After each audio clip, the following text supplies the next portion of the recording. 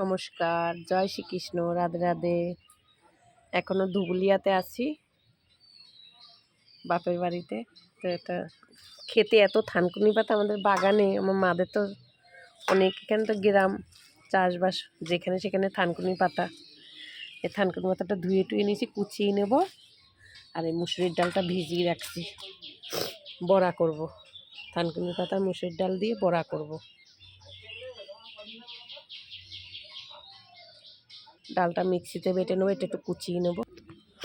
থানকুনি পাতাটা একটু কুচিয়ে নিয়েছি।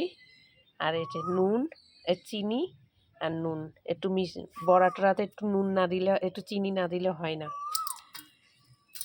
একটু হলুদ দেবো। সবসময় বড়াতে কী করবেন, একটু হলুদ কম দেবেন, তাহলে টেস্টটা ভালো আসে। বড়াতে বেশি হলুদ দিলে না, হলুদের স্বাদ নষ্ট করে দেয়। ডালটা বেটে নিয়েছি মিক্সিতে, আর এটার সঙ্গে মাখবো।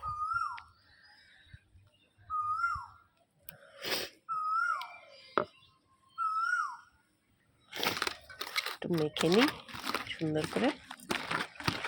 আসলে এক জায়গার জিনিস আর এক জায়গায় করি তো অসুবিধা হয়। নিজের বাড়িতে সব গোছানো থাকে, এখানে গুছিয়ে তারপর ঠিক আছে।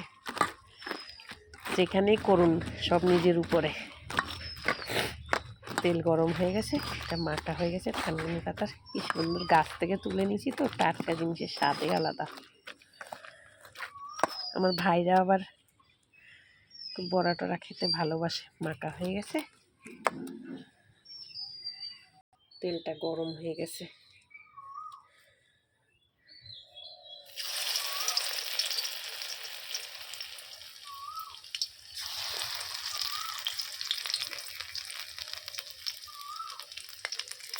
হতে থাকুক আস্তে আস্তে।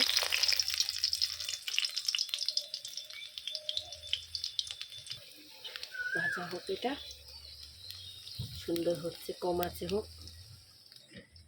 এটা পরে দেবো।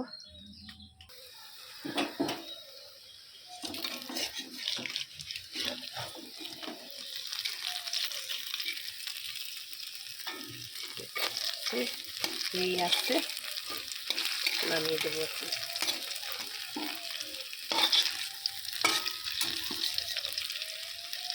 ঝামেলার জিনিস, কিন্তু খেতে সত্যি সুন্দর। শুধু থানকুনি পাতা তো যা শরীরের জন্য উপকার, চিন্তা করা যায় না, এত উপকার।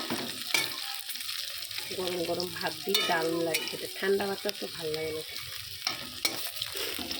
হয়ে গেছে, নামিয়ে দেবো। নামিয়ে দিচ্ছি।